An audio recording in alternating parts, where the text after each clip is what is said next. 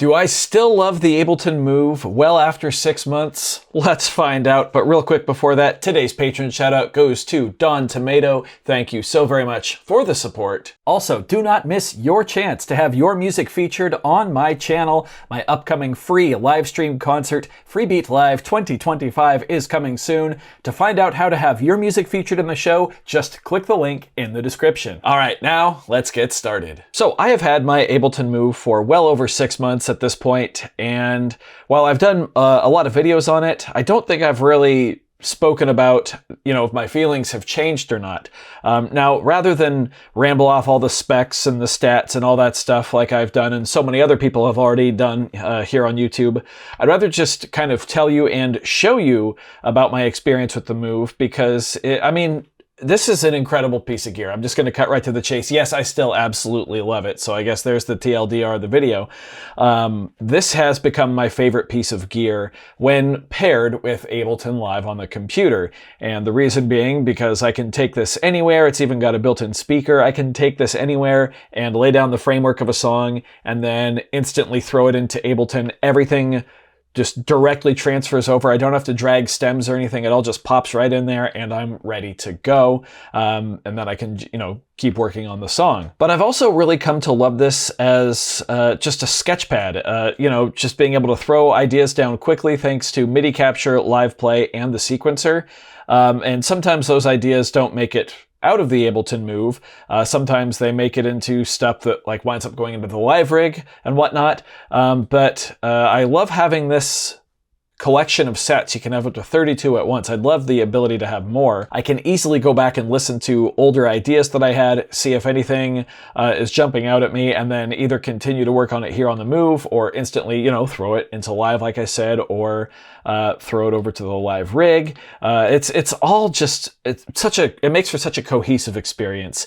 And yes, I absolutely love the Move. But rather than keep talking, let's just try to sketch something out today, shall we?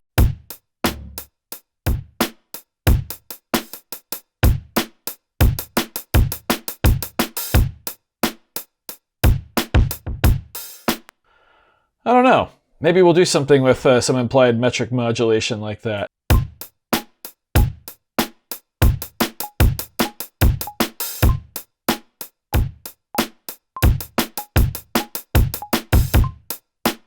Not the cleanest drumming, but that's okay. Yeah, why don't we do something like that? Let's see what other sounds we've got here. So I pulled up an empty preset, or an empty set rather, so it's randomly assigned us bunch of sounds. We're not going to use the upright bass, I don't think. That's kind of cool. Yeah.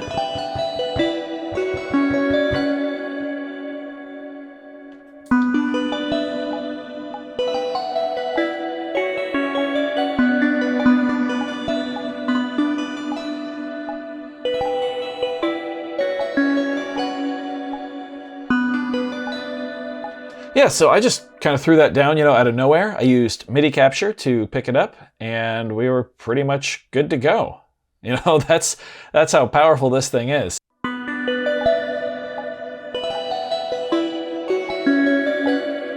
Now we're going to quantize it.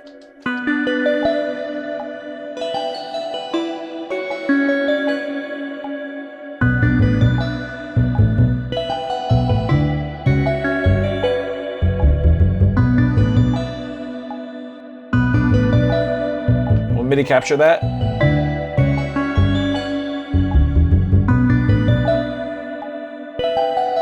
And we're going to go to the loop tool here, and we're going to set that to 2 bars. We're going to quantize that.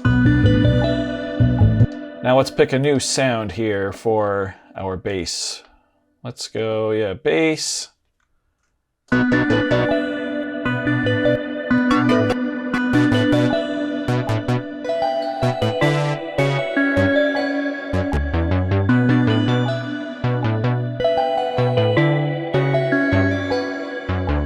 Okay, so now I want to transpose that an octave down, so I'm going to go loop. I'm going to hold this down and transpose it. That's a half step, so a whole step.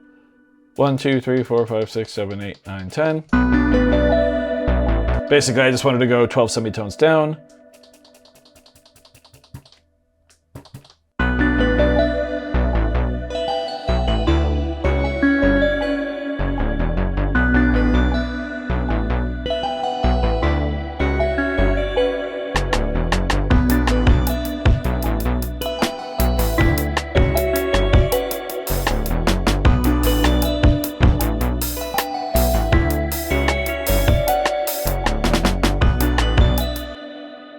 quantize that, get some drums captured.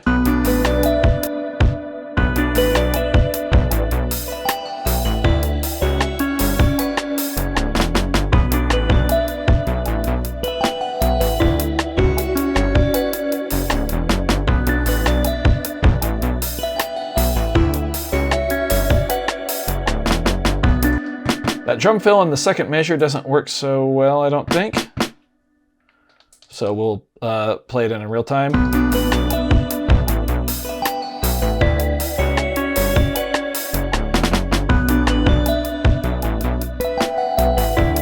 There we go.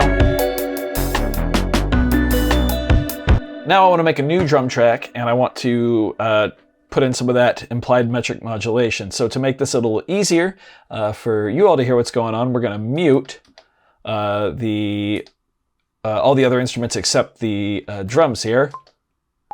And now we'll record something in here. So here's our pulse. Here's eighth notes. And then eighth note triplets. We're going to treat these like they're straight eighth notes. So here we go.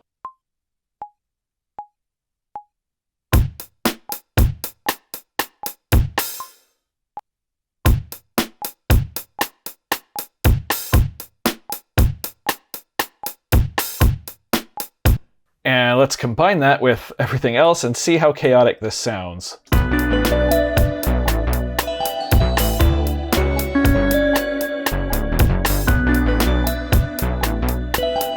kind of like it, honestly, but let's mute the last two instruments. Let's make a new bass track here. And I'm going to play like a really simple bass line. Okay, here we go.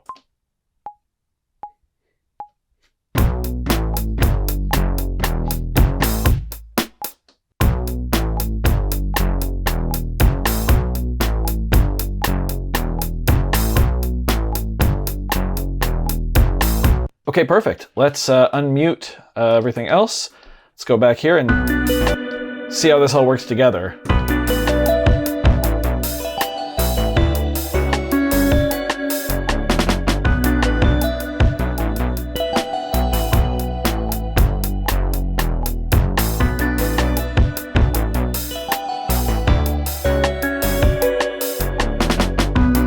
That's pretty cool. What if we do like a little bell pattern over it?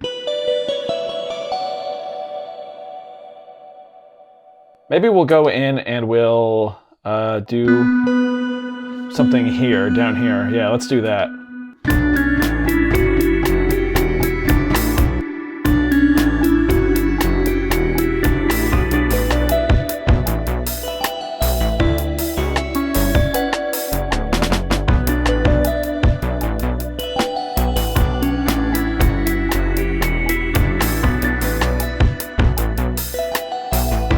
Yeah, awesome. And then we're free to just jam on these pads here.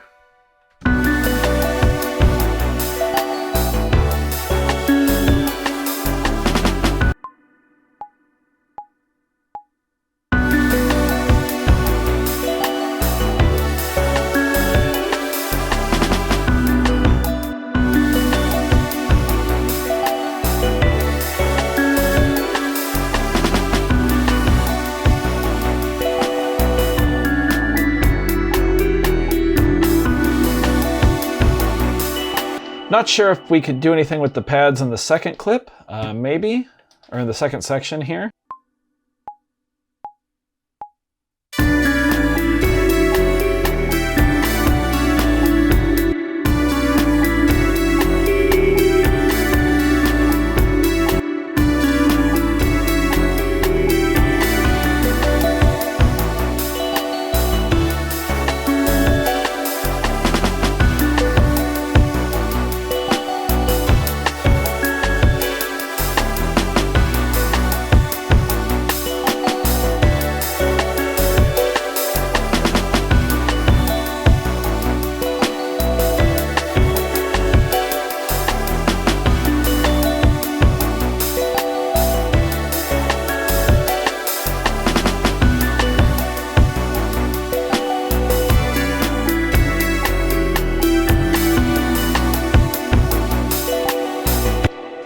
That's pretty sweet if you ask me. I do recognize that implied metric modulation might be a bit beyond what I normally kind of, showcase here on the channel, but every once in a while I do like to let my inner music nerd run free.